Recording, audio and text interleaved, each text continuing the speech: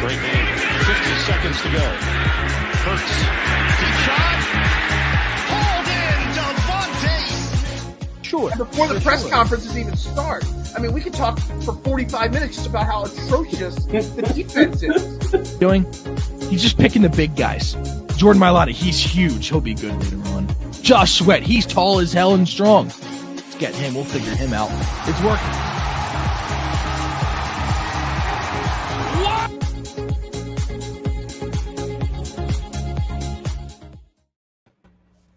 What is up, everybody? Welcome to another episode of Trending in the AM. As you can see, it is not your typical host here. Of course, you guys know my guy, Jason Vorhees, over there. You guys can find him on Twitter at Mustaine3651.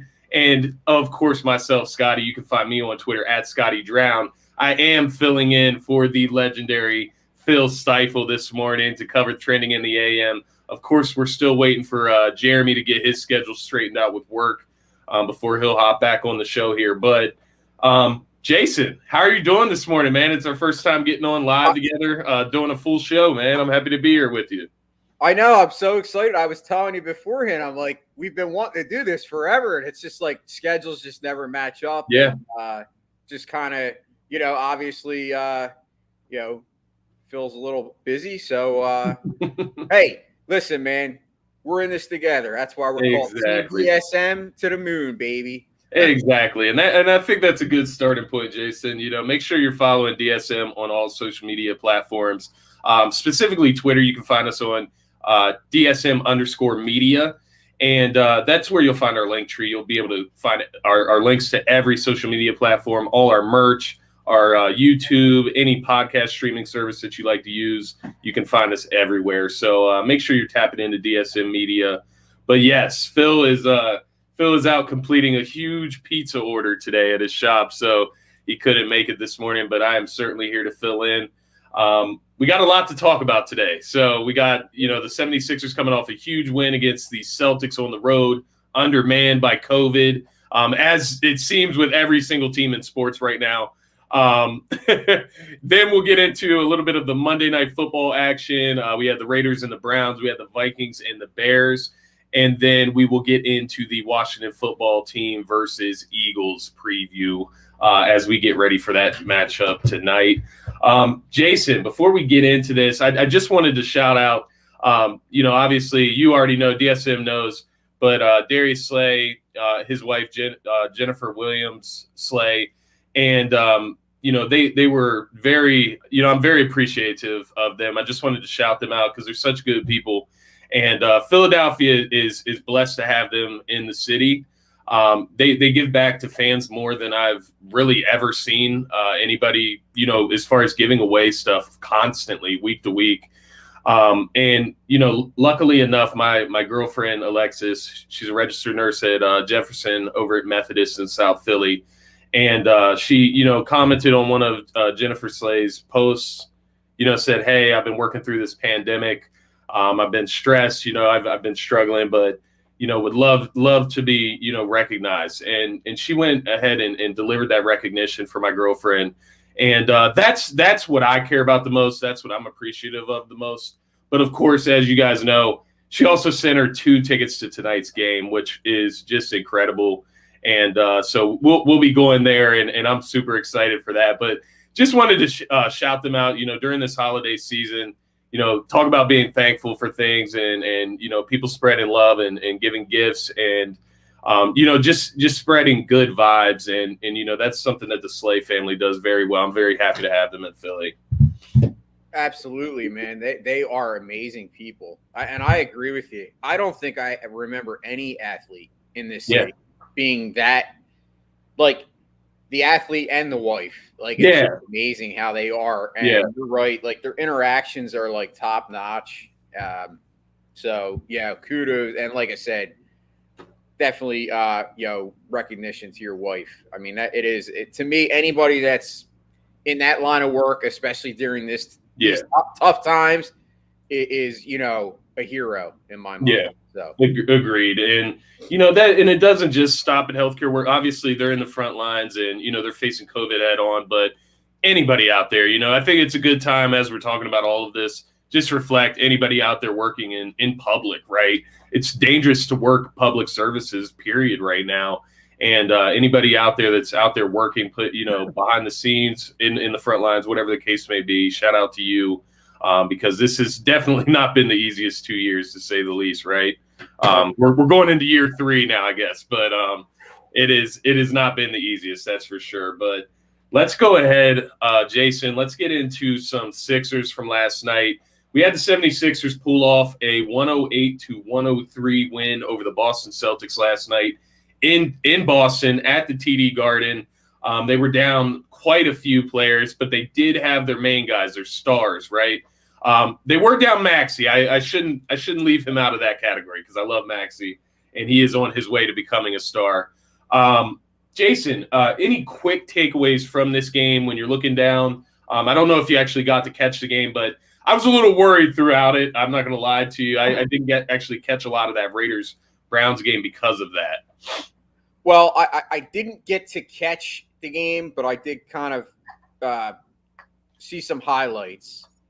The thing that stands out to me, well, it really doesn't stand out to me. It's kind of where I've been with this specific Sixers team, and I've talked about it with Phil numerous times, is the fact that this team is going to live and die as far as Joel Embiid takes them. Yeah. And when Joel Embiid is dominant, as I'll use that word because that's exactly what he was last night, dominant, the Sixers can win any game against anybody. But and that's kind of where we're at right now with this team. And I know, like you said, there's times where you're kind of nervous because you see how they're playing. I did see that one play, and I'm sure if you watched the game, I'm sure you saw it live. Yeah. But it was basically Embiid baseline, kind of like it wasn't like a jump shot. It was almost like he just went like this, and he just basically. It looked like a work of art, and sometimes when he does stuff, I'm just like I don't have words. It's just amazing what he can do at that size. Yeah, and it's so funny you bring this up because it's something that I didn't think about this morning when I was going through getting my notes together and kind of recapping this game, but.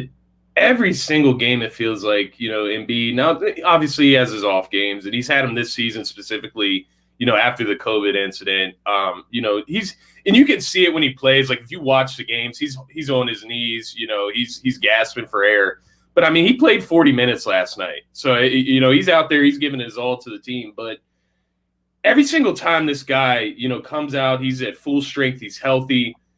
He does things that just blow your mind. He re-astonishes you. And it's amazing that somebody we know how dominant he is. We watch him so much as Sixers fans here in Philly.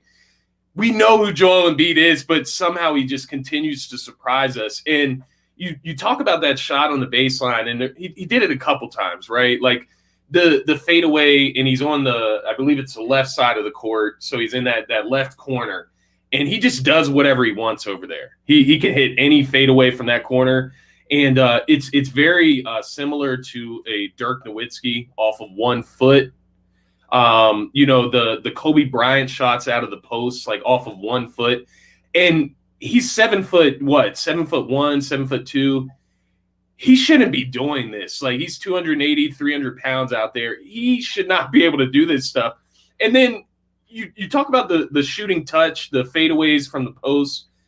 This man can also take it coast to coast. He can take it right off the rim, rebound it, and take it straight down past the defender, take it past the whole defense and dunk the ball. So this guy is just a freak of nature. I know he's had his injury history, that's kind of hampered him and held him back. But when this guy is healthy and he's playing, I mean, it's hard to say that there's any better player in the NBA. It's hard for me to say that. And I love the Steph Currys of the world. I love Kevin Durant. I can probably say Kevin Durant is a better player, obviously. The LeBron James of the world, in the grand scheme of things, are better players. But in these moments where when we're looking for dominance in a game, there's not many guys that can dominate a game like Joel Embiid. And that's what we're seeing these last couple of years. I mean, it's amazing, and we're blessed to have him. Yeah. And I think that's what's. I mean, let's face it. Obviously, basketball is your first love, and you make no bones about that. We know. I mean, you're like I said, you're my go-to because I'm learning about the game every day, of course, but I'm not.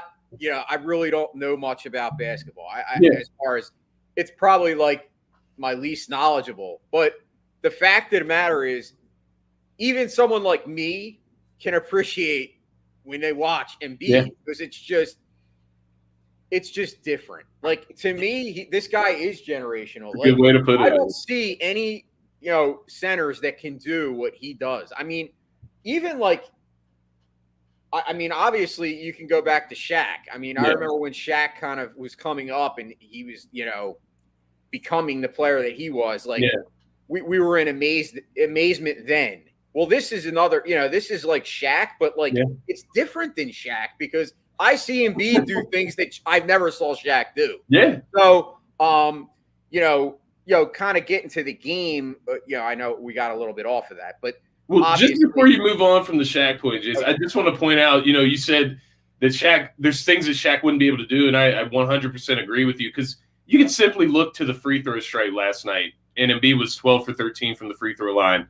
Shaq would never be able to do that in his career. And just another thing, because, it was talked to me the other day about Shaq and, like, comparing him to Embiid and the dominance thing, and, people will always say that Shaq was just way more dominant. And, the thing about Shaq in this day and age right now, and in Embiid, right, Shaq couldn't do the things that he did back in the day in this league. A lot of those plays, him running over people, trucking through people, using his body and putting people on the ground, those are offensive fouls these days. And you see that every time Embiid goes in the lane and really gets physical down there and uses his size and somebody hits the floor, offensive foul on Embiid. So a lot of the times he has to be very careful down there in the paint whenever he's trying to show his power and show his size. So, as far as Shaq, I'm not saying Shaq couldn't have adjusted. I think Shaq, is an all-time talent. So I think he would have adjusted to the way the game's played. He probably could have built a little bit more touch if he focused on it. It's just an argument. It's that same argument that we always see with these generational arguments between players. It's just that it's an era, and every era is different, right? So it's hard to compare those guys. But the same way we, look at Shaq's dominance back then, I look at Embiid, and he's the evolution of the big man of what they have to do to be successful, and you see it with Jokic too. So it's interesting that you bring that up. No, that's a great. Like, actually, I'm excited that you went to that kind of comparison and the way that you kind of compared it because you're right. Like, it's hard to quantify when you have players in different eras. It's the same argument I see so often with Michael Jordan and LeBron. Exactly. Because you're right. Like, Michael Jordan, see, the whole thing that to me is like LeBron has been obviously a token of longevity. Like LeBron's doing it at a longer time than Jordan did. Now, is that necessarily a lot of times that's why it's hard to make these arguments because it was different eras. Jordan played in an era, like you said, where you could do anything. Yeah. LeBron, obviously there's a lot more. It's the same thing that we get into in like hockey. That's why hockey today, it's a lot easier, because you can't just, do whatever you want. Like there's not people, there's not as many points. Exactly. Correct. You just touched on it. So it's hard when you make these, kind of discussions of, oh, well, Shaq was better than me. I mean, well, it's borderline impossible. Yeah, you're 100% correct. It's borderline impossible, but it's just interesting that we can even sit here and have the combo. The fact that we have somebody like this in Philly, and it's a conversation for another day as far as fulfilling his potential and making sure that he has people around him. Because I know that people are starting to get fed up, as far as Daryl Morey. And I know Daryl Morey's trying to play this patient. He's trying to get the best value back for Ben, and he doesn't want to just do things out of desperation. Part of me does feel like we got to do something in a sense. Like as we start to see Embiid get back into shape here, and he's starting to put these numbers up again, because his last two performances have been astounding. I know they lost to Brooklyn, but he still had a great game. we got to put some guys around him and even around Seth. And, obviously Tobias was pretty good last night, which that can kind of lead us into this game. But they got to get these guys some help because, as good as that win was last night, I think you need more, right? And I know they had guys out with COVID, but it's been kind of a theme all season. Let's focus in a little bit more on this game specifically, because that other conversation can go on for days. We could do a whole show on that. By the way. Exactly. Maybe one Scotty talks one night. We'll do it. Let's do. Yeah, we'll have to plan that out, Jason. So. First thing I'm looking at from this game, specifically, obviously aside from Embiid's dominant performance, Tobias Harris, 25 points, 7 rebounds, 7 for 13 from the field, 3 for 3 from 3-point. And I will say, Jason, watching this game, looked a lot more confident, looked a lot more like Tobias from last season, the all-star level Tobias Harris. And he was being very decisive with the ball. He was, shooting the 3-point as soon as he catches it, catch and shoot. He just looked a whole lot more confident. It looked like Doc may have coached him up a little bit, kind of getting him back on track. But he also mentioned that he was, struggling with COVID as well. So he may just be getting back into shape. He may have had a good night, may have not have had a lot of fatigue. Do you think that all the criticism, about Tobias's contract, about his play, do you think that it is fair the way he is criticized in this city? And the reason I ask this, Jason, is because, everybody talks about the max deal, and I get it. Tobias Harris is not a max player, and I get that. But is that Tobias Harris's fault? Is he not supposed to sign that max contract if it is offered? I mean, that's an easy answer. The answer is absolutely no. Like, there's no way that you can fault Tobias Harris, the player, for signing a contract that you and I would sign if we were doing it in a heartbeat. So, no, and I've said this on Phil's show. I've said it, obviously a couple times, that I believe that Tobias Harris, to me, is more of a 3. Yeah.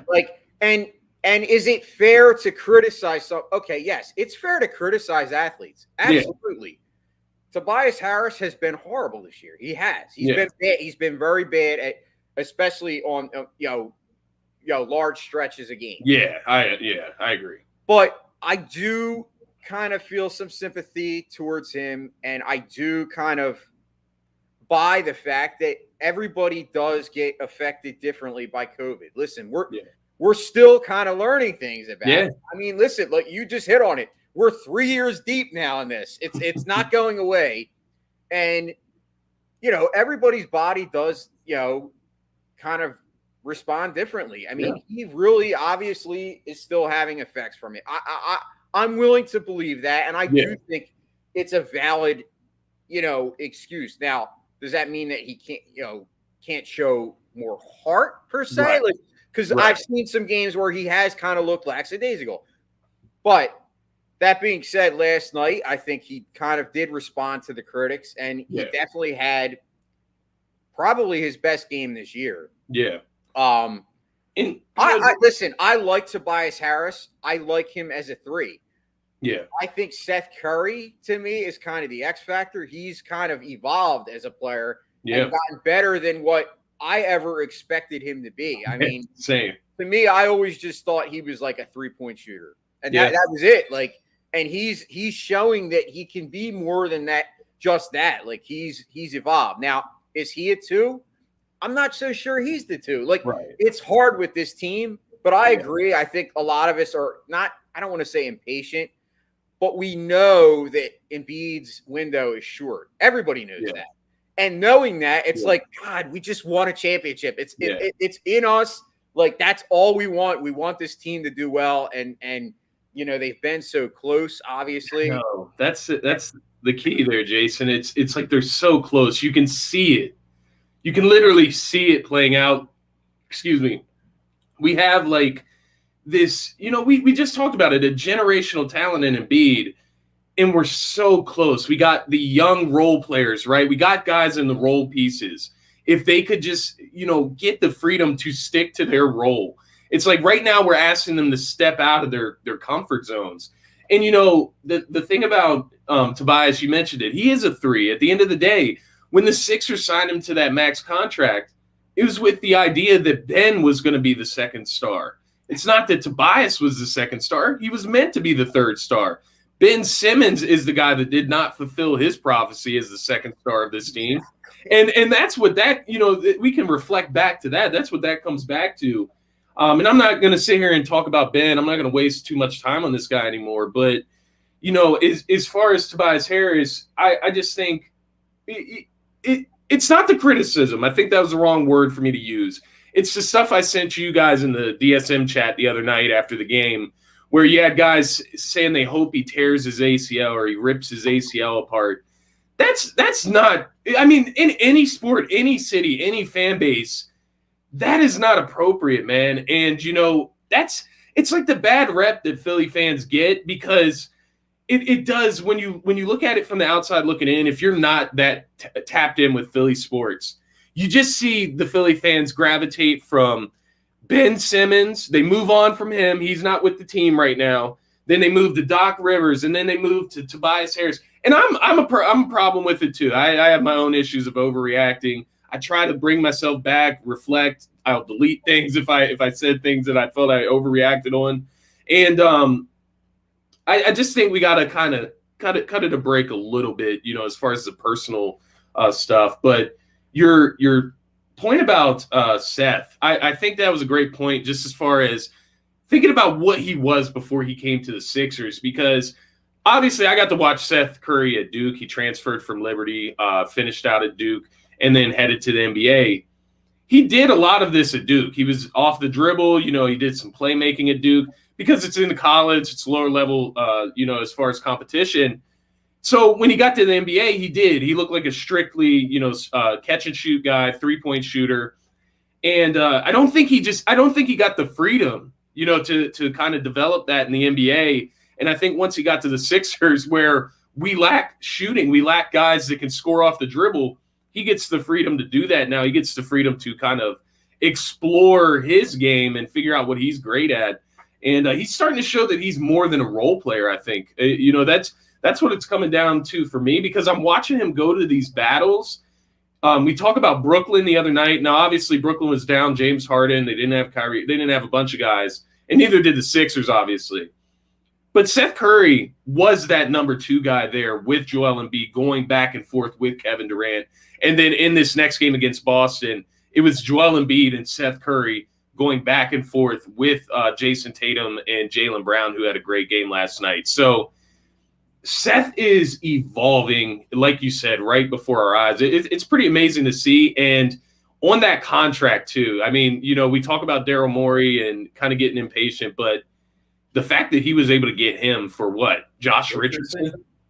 What a trade, right? Highway robbery, man. It's unreal.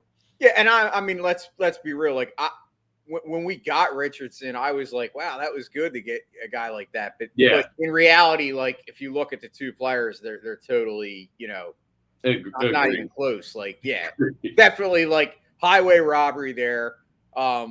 You mentioned Maxey. Obviously, he wasn't. He was out. Yeah. To me, I am stoked about this guy. Like, he's a guy I actually was paying attention because, like I said, I'm starting to get more into basketball, and I was watching down the stretch last year. I really think Maxey. I think he could be a superstar. Like, I really feel that way. To me, he's a guy. Obviously, we knew when we drafted him he was going to take a little more time to develop than some. It wasn't like he was coming in here from Jump Street and being that guy.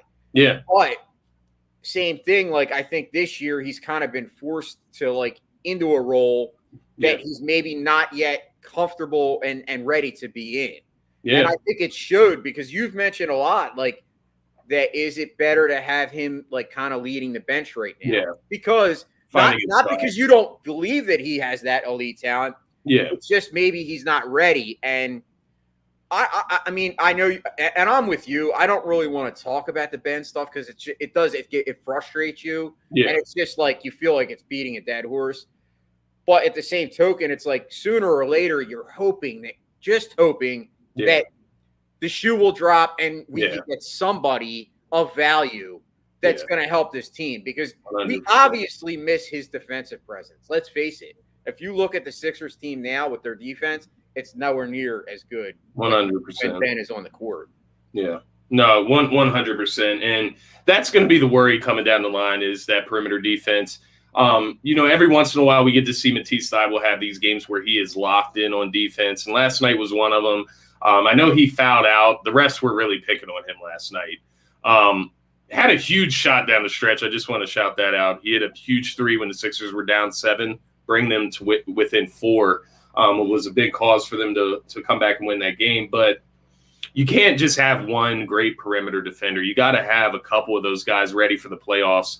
And we saw it the other night against KD, right? Like that's a game where it's exemplified completely. Even Jason Tatum, it's exemplified. He's a guy of that level. And that's obviously who Ben Simmons in those games, he would be guarding those guys. So it's definitely a loss. And I know people, even I've tried to shy away from admitting it, but you have to admit it. As far as defense, as far as facilitation, this team doesn't look the same at all. They're actually the lowest in the league as far as percentage of assists. So it means they're doing a lot of one-on-one stuff. So they gotta iron some stuff out. And this isn't a complete product. And that's kind of what you were getting at is we want to see what this team looks like after the Ben trade because we want to see what we're going into war with, right? We need to know what we're working with. And right now, there's just so many question marks up in the air. But we'll definitely go ahead and move on to the NFL. We spent enough time on the Sixers. Just out the Sixers out. Big win on the road in Boston in the TD Garden.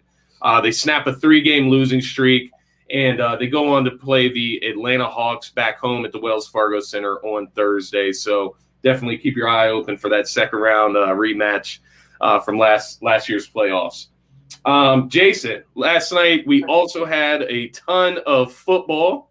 And the first thing I want to ask you, before we get into this Browns game, because, Baker Mayfield made a lot of noise about postponing these games, didn't play. The Washington football team made a lot of noise about postponing these games. Their quarterbacks are up in the air today. Was it worth it to postpone these games? I mean, I think you know where I stand. I saw everybody. I want to give a shout out to Scotty. If you haven't checked it out, go back to Friday's. Or was it Friday? Yeah, Friday. Yeah, Friday. Check out his 2 rants that he had. They were epic. They were. I mean, when I watched them, I was actually I had goosebumps. It was just amazing because you spoke exactly how every Philadelphia Eagle, well, let's say 90%, yeah, maybe minus the jackasses on sports radio, felt about how this thing was going down. I mean, absolute debacle. I don't think you could have said it better. Yeah, the fact that the very next day, Washington gets all their players back that they were actually postponing the game because they didn't have. So why in the world we didn't play on Sunday is beyond me. But now the Eagles are probably without Landon Dickerson. Yeah. I haven't heard the latest, but I mean, unless he has a negative test today, maybe he could play. I don't know. Yeah. But yes, it was a joke. Well, I mean at this point, Jason, we don't even know what the rules are. They change them as they go. Like they're changing the rules based on, and a lot of it feels like I can even throw some shade towards the Browns here because they have the Player Association president and JC, I think it's JC Tretter, whatever his name is. But he plays for the Browns. He's the Players Association president. It's like, obviously you were the driving force behind these games getting postponed. You have a bias point to make sure that the Browns have a better chance at winning. So it's just so shady because you can go back. Obviously the last season, everybody was pointing out that Denver Bronco game where they had to have a wide receiver play quarterback. We can go even back this season and just look across week to week and look at the teams that have been missing key guys and say, well, where do we draw that line of postponing games with guys missing? How many guys do you have to have missing from your roster for them to postpone the game? And do they have to be at specific positions?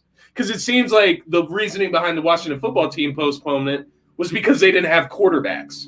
So if the Eagles have 23 guys on COVID, but none of them are quarterbacks, does the game still get postponed? Or is it just because it's like, that's what I mean. There's no guidelines. There's no protocols. They're talking about in protocols and under COVID guidelines. There are none. They make them as they go. They have no idea what they're doing. And, ultimately what should have happened with this game, because, we're excited for this game tonight. We were, great. We have 2 football games on Monday night. NFL's racking up that money from viewership. I'm looking at this. This is so dangerous for these players to go into this game tonight. It's so dangerous because there's so many COVID tests from day to day that just keep popping up positive. And now you got these guys, this Washington, this infested team. They have coaches with COVID, positive tests. You have half the team with positive tests. And they're coming into Philly, and they're going to play against a Philly team that really hadn't had anything up until Sunday. They actually got Quez Watkins back, which is great. But, they hadn't had anything up until Sunday when Landon Dickerson goes down with the COVID test. And, I don't understand, Jason, where this all came from and how we can just shift the rules. And it was ultimately surprising to me on Friday. I think that's why I was so upset. And as the rumors started coming out more and more, you could feel it coming. But it was dumb, man. But let's talk about this Las Vegas Raiders game with the Cleveland Browns here. 16-14 win for the Las Vegas Raiders. Both of these teams now 7-7. They're right there in the midst of that AFC playoff race, playoff hunt. We had Derek Carr, 25 of 38, 236 yards, a touchdown and interception. And then our guy Mullins. We had our guy Mullins. He was 20 for 30, 147 yards, 1 touchdown for the Cleveland Browns out there. Nick Chubb actually had a great game, 23 carries, 91 yards, and a touchdown. What were your takeaways from this game? And I actually got an interesting question to caveat this with, but I'll ask you after you give your initial takeaways here. All right. Well, first and foremost, I think it's sweet music that the Browns lost after all this. Exactly. So kudos to the Raiders for actually, making them eat shit. We'll say. Can I say that on the morning? Yes, you can. Good morning. No, it obviously. My thoughts on the Browns, it's crazy because I've gotten in arguments over the Browns. Like when OBJ, wanted out, I got trashed because I was actually sticking up for OBJ. And I got to be honest with you. I don't think OBJ was the problem there. I think it was Baker Mayfield. But that's just my opinion. Could be wrong, but it's just funny how, a lot of people, it's a trend to hate on people like OBJ. Yeah. People hate the guy because he's cocky, but does that make him a bad person? No. I don't think OBJ is actually a bad person. And when he went to the Rams, I actually think it was proof that he wanted to win more so than anything. Yeah. And maybe I'm wrong and I'll get proven wrong, but I think it's a lot of people with the Browns. It's a trendy thing to like them because they run the football. I don't like the Browns. I very much dislike them. So I was very happy that they lost. Yeah. Yeah, I actually was too for the similar reasons, just as far as, they were one of the driving factors behind these games being postponed. And then, just looking at the Browns, I'm 100% with you. I'm not a Baker Mayfield fan at all. Obviously he can be whatever he wants off the field. I don't really care about his personality. He does a bunch of commercials, whatever. Real goofy guy, but not a great football player. And the fact that, it's the same thing. We talk about Jalen Hurts, from this stance of the Eagles run the football so much. Jalen Hurts is basically a rookie quarterback. He's not Baker Mayfield. He wasn't a number 1 pick in the draft. Baker Mayfield is supposed to be the franchise guy, solidified by now. And he's a guy, has he gotten his extension yet? I don't think that he has. I'm pretty sure he has not gotten an extension. And it shows the Browns' concerns in him as well, right? They're not willing to give that extension yet. I'm not a Baker Mayfield fan. I think he's a middle-of-the-pack quarterback. He can make a play or two here and there. But as far as that team, they go by the run game. And anytime you do that, I like Ryan Tannehill more than Baker Mayfield, if I'm being honest with you. You know what I mean? Like guys like that, like you could call Ryan Tannehill a game manager as well with Derrick Henry and, having all those guys around him. I look at Baker Mayfield the same way, except at a lesser quality quarterback. And it's kind of a sad thing to say there. But as we look to the other side at before I move to the Raiders, the OBJ point, because I'm with you on the OBJ thing as well. I think that was totally blown out of proportion, and he got a very unfair treatment out of that deal. And like you said, going to the Rams, which at the time, Robert Woods wasn't injured. So he was slated to be the fourth wide receiver on that team behind Van Jefferson, who knows the system. Obviously, he would have probably moved ahead of him at some point. But he went into there knowing that, which shows that he wanted to earn his spot and try to win the Super Bowl. And that says a lot about OBJ. So I'm glad you pointed that out about his character. But what was your question first? No, I thought you said you had another question. Oh, yeah. So it's regarding the Raiders. So as we look at the Raiders now, they now hold the tiebreaker against Cleveland. Obviously, they have the same records there, but that AFC playoff race is getting tight. It's two-part question. So your thoughts on the Raiders this season, because they've been just up and down, but then also Derek Carr. And I'm just interested, and I'm not saying that I would be interested in this. What would you say if the Eagles went out and tried to get Derek Carr as their quarterback? To be honest with you, I actually like Derek Carr. I'm probably one of the minority. I think he's putting up great numbers. I think he's actually an above-average quarterback.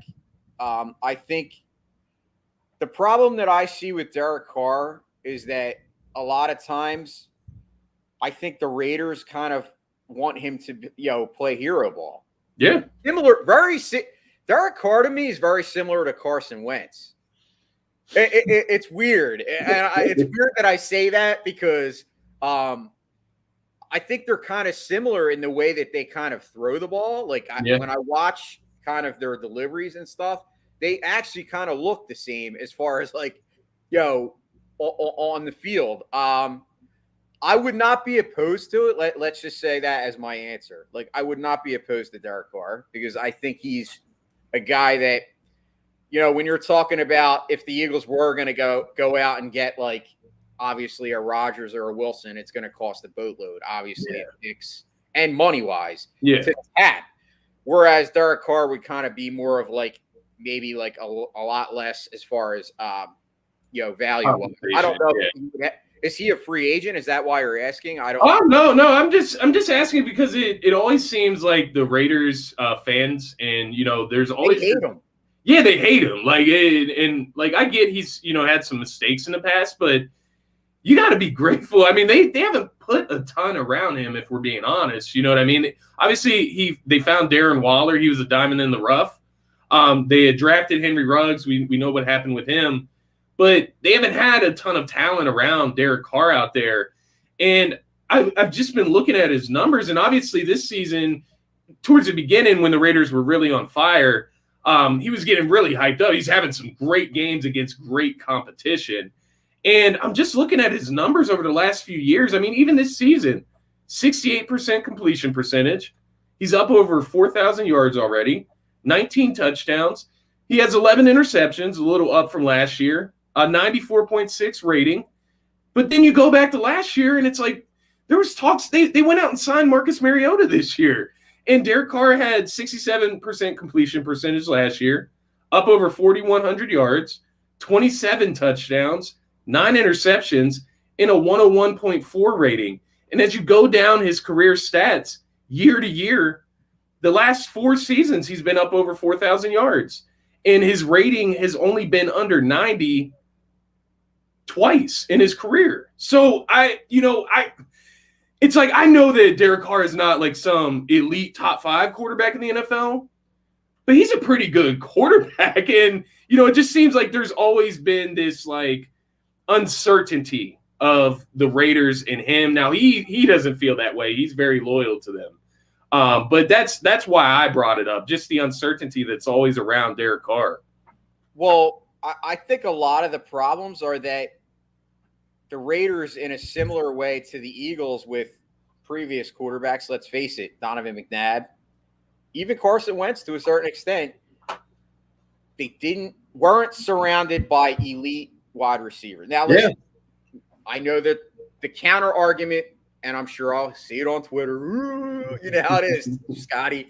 You have a show, and then you start getting stuff fired off. But the similar thing is that, I know that the counter argument is that, elite wide receivers don't make, Super Bowl teams.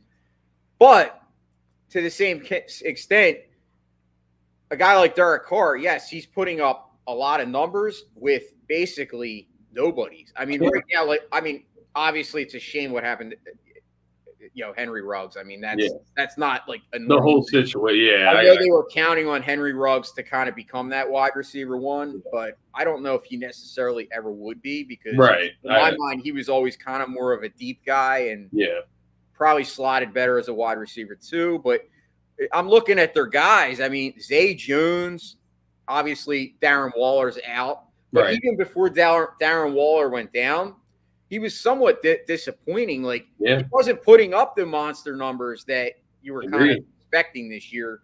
Because let's face it, he was probably tight end number 2 going into many people's drafts as far as fantasy.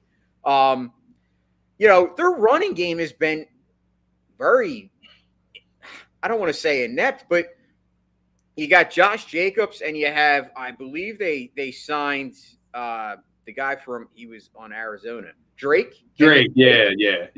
And, between the two of them, I haven't really seen them do anything. So to me, I agree. I think Derek Carr's numbers, even though, they'll say, oh, they're hollow because it's, at the end of the day, it's the wins that matter, which is true. But he is putting up monster numbers with really no talent. So you're right. I don't know why Raiders fans hate the guy. I mean, I see it all the time. Like, this guy sucks. And it's like, dude, you look at his numbers and it's like, he don't suck. He might not be elite, but he's definitely, I would put him maybe top 12, top 13. I would agree with that. So, he's not a guy that I'd be opposed to getting. Yeah. And, this isn't. Obviously, that was hypothetical. Yeah, it's all hypothetical. I know. And the only reason I bring it up, lost Jason. What the hell?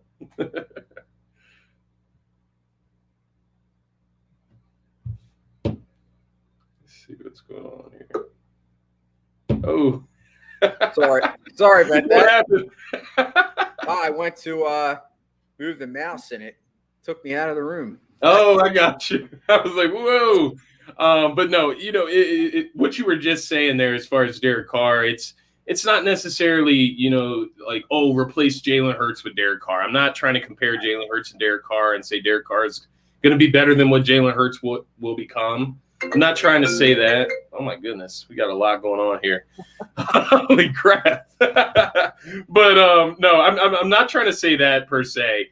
I'm really just saying whenever we're looking at these quarterbacks, we keep bringing up the Russell Wilsons, the Aaron Rodgers of the world. If you are in pursuit of a different quarterback, there are other avenues that you can pursue, and it may not cost as much in the end. So just if we're going on that standpoint. But one last question regarding this game before we move on to the Vikings and Bears. Who's winning the AFC North? That's a good question, man. That is a really, really good question. I think the Bengals are in the lead right now. If I were going to say a bet, I would have to go with the Bengals because I think their defense is actually starting to round into form. Joe Burrow obviously isn't elite yet, but he's a guy that's got the talent. We all know that. I mean, when he was drafted, I got to be honest with you. It's funny because out of him and Trevor Lawrence, I always thought Joe Burrow was the best too. But yet coming into this year, like it was all about Trevor Lawrence. Yeah.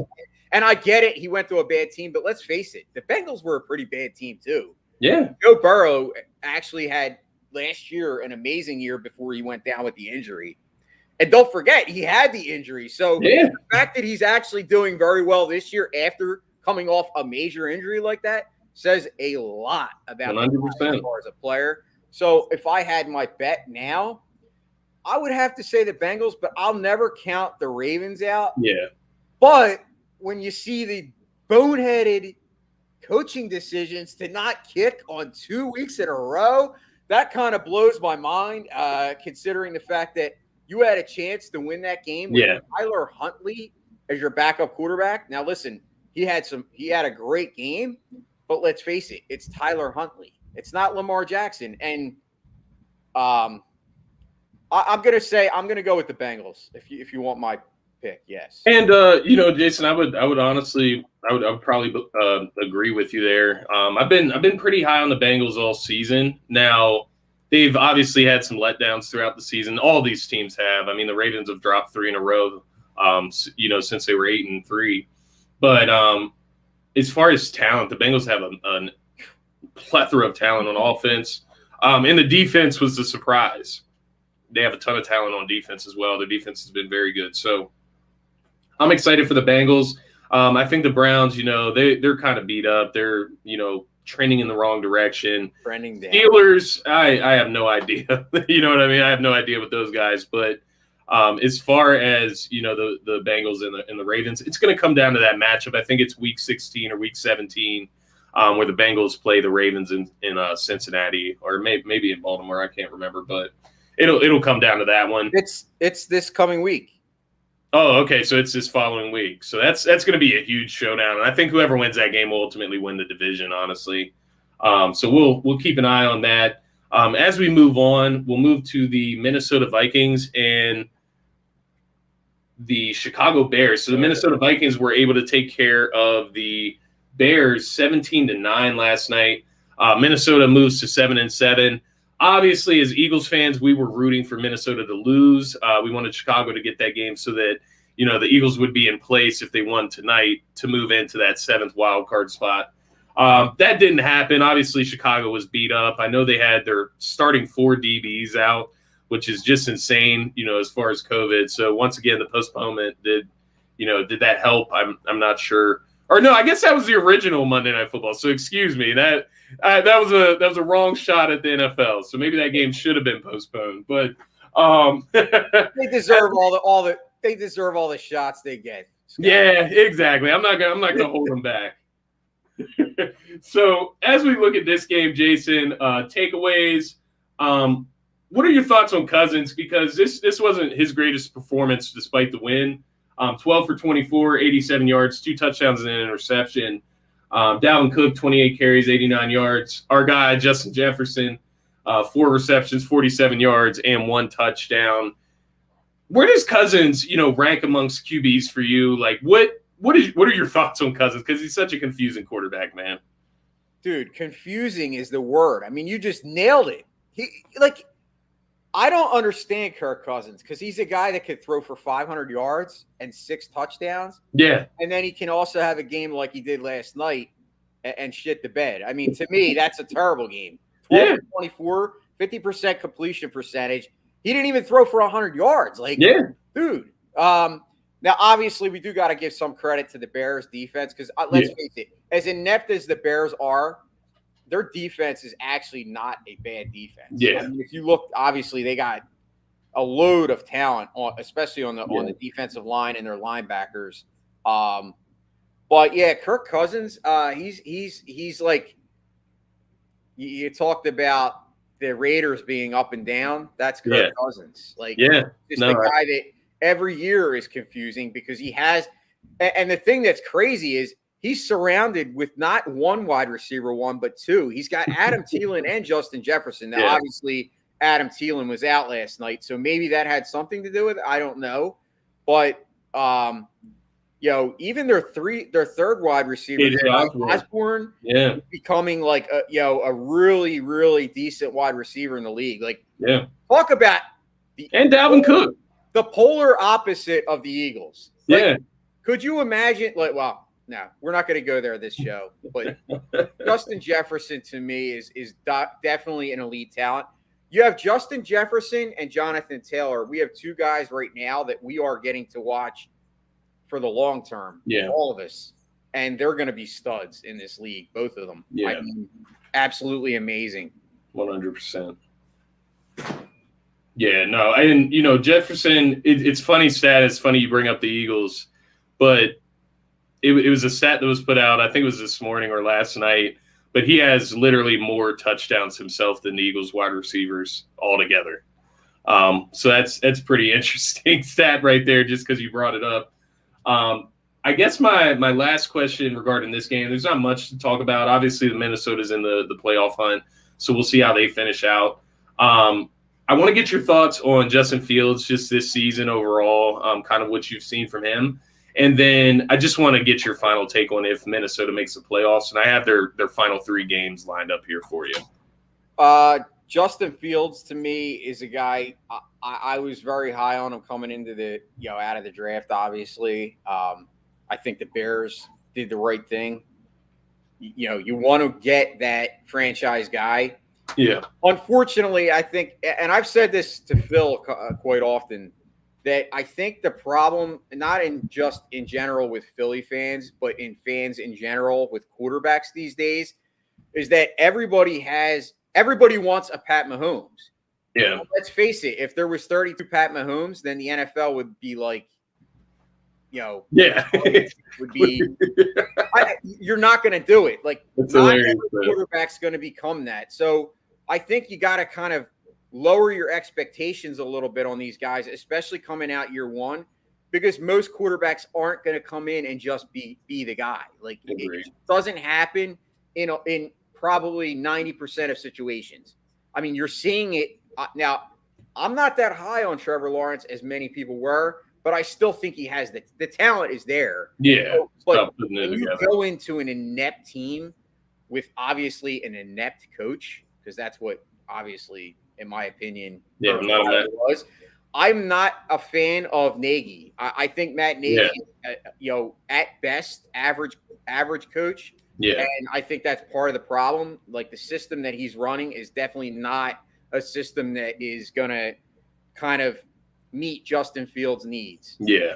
Because Justin Fields, it's not like the Bears are inept of talent. They have Allen Robinson, who kind of dropped off the face of the earth this year. Yeah. There's no way that you can tell me that Allen Robinson just forgot how to play football. Yeah. The guy is a stud, and I don't know what's wrong with him, but I'm hoping that the Eagles could get him, because he's a guy who would definitely help this team.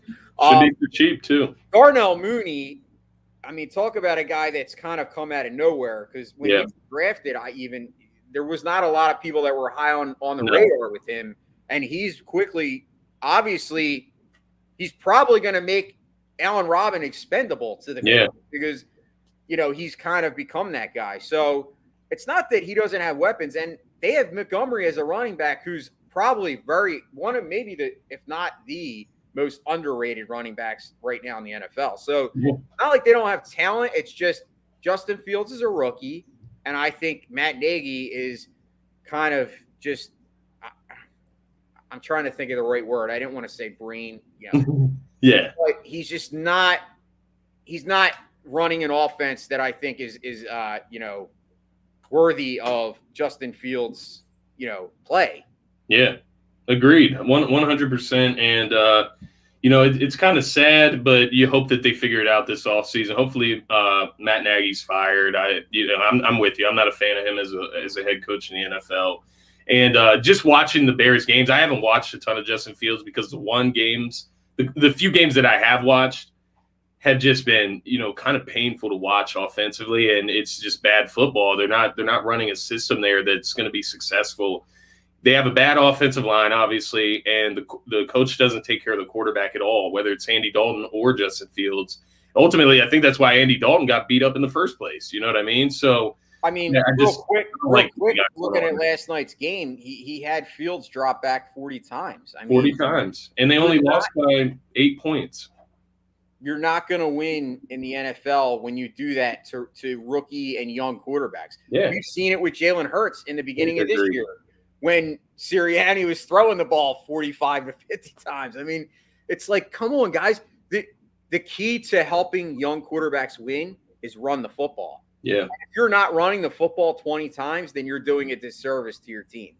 Agreed. 100%. So as we get ready for this Eagles game tonight, I think it's a good point you brought up there, just talking about Jalen Hurts. and how things have kind of changed for him throughout this season. As far as the game plan, as far as what Nick Sirianni's doing as well, obviously we look back at this Bears Minnesota game. We'll see if Minnesota makes the playoffs. Chicago, we'll see how that plays out in the offseason. They need to make some improvements.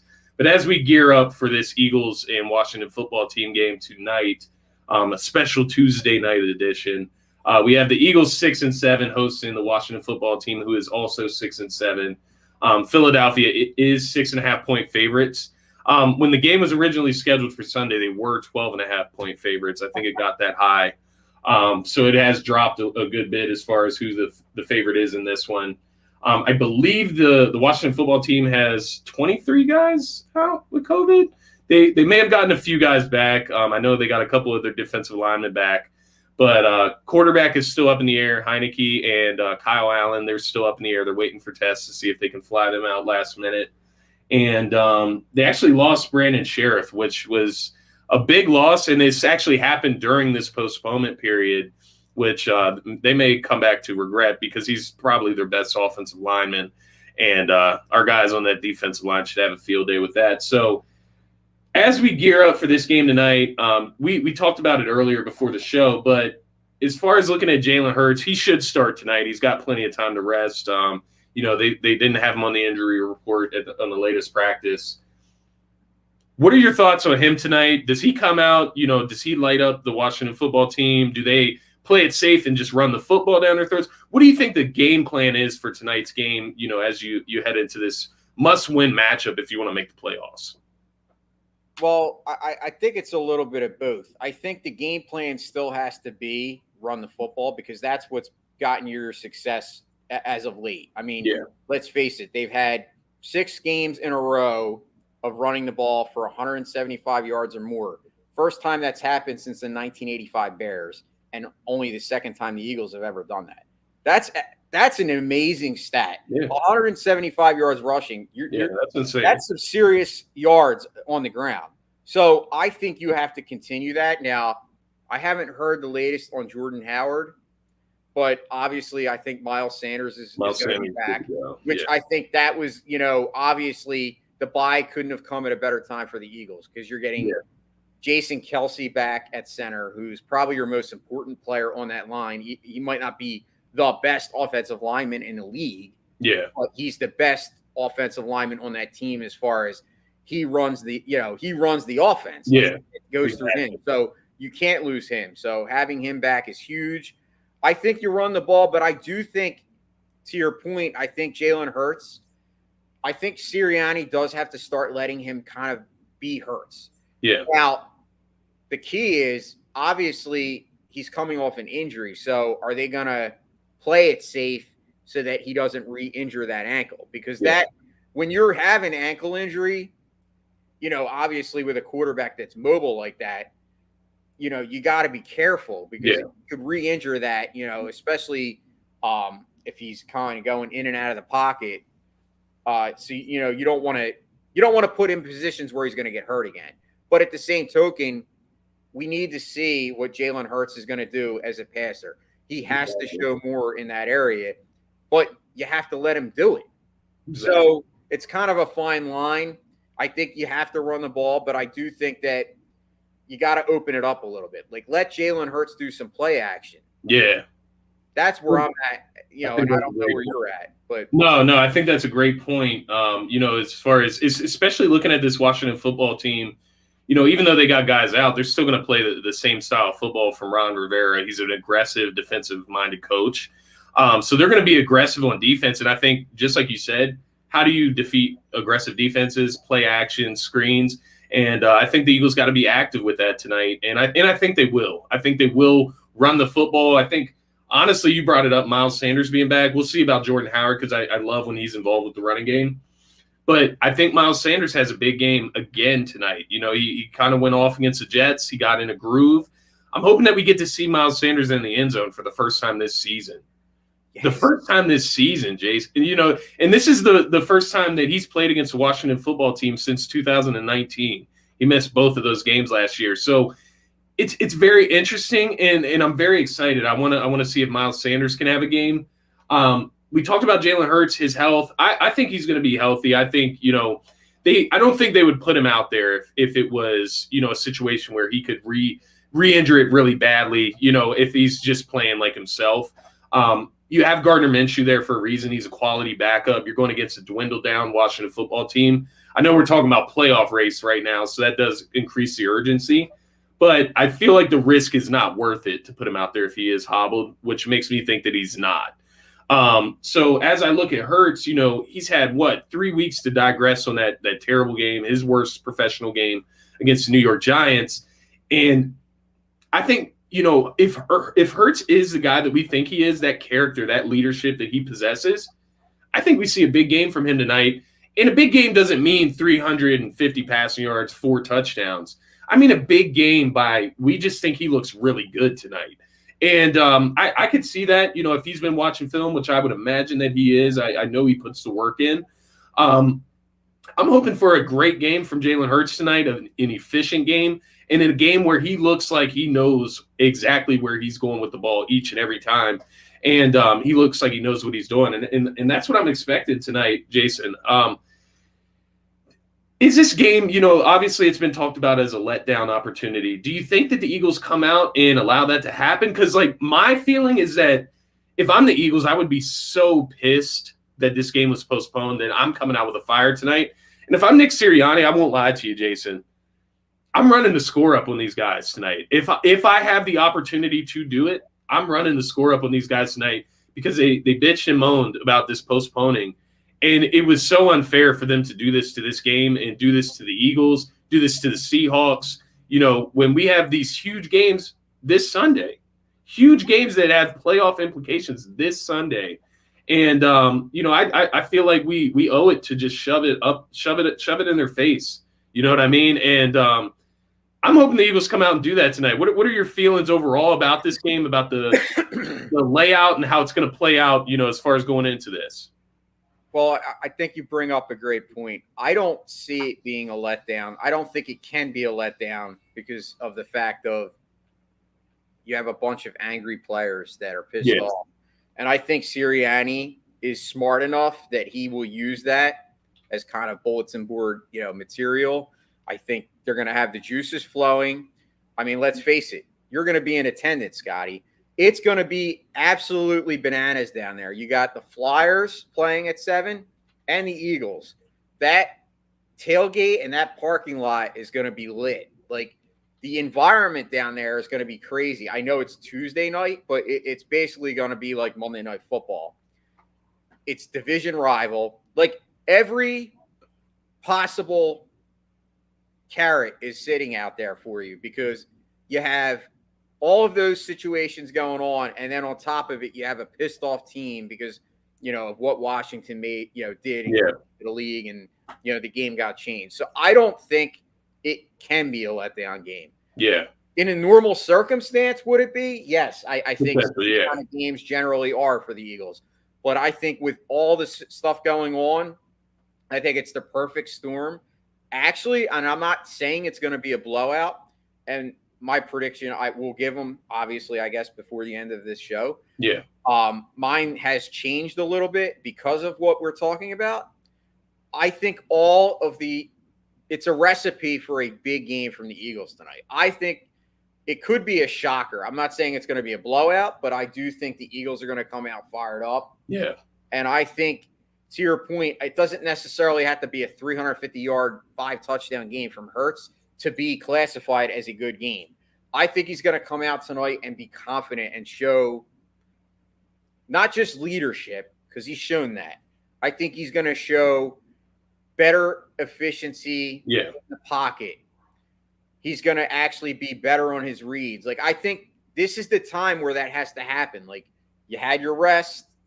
You were able to watch the film. Agree. Come on, Jalen. We need you now to go through your progressions better. You have it in you. Because let's face it, I think that's the problem more so than the arm strength. I mean, I know we could have a whole show on that. But I think you're in agreement. I agree. If you're getting the ball out quicker and on time, it's not going to appear like you don't have arm strength. Exactly. So I think he's going to kind of come out and show the critics that, maybe this will be his signature game where he comes out and he has a very, his completion percentage is above 65%, and he's hitting all his targets. I think Devonta Smith, a lot of people have been down on him lately, like obviously last week after the whole Micah Parsons thing. And I was one of them. I was critical, but yet I think Devonta Smith has been playing somewhat hurt. Yeah. I think it's obvious that he's not 100%, nor has he been all year. But I think Devonta Smith has a big game tonight too. I love your Miles Sanders point. I think I'm hoping for a 100-yard game from Miles Sanders and a touchdown. It would be very nice to get Miles in the end zone. So, Jason, I do got to get going for work. Yeah. I got to get to work.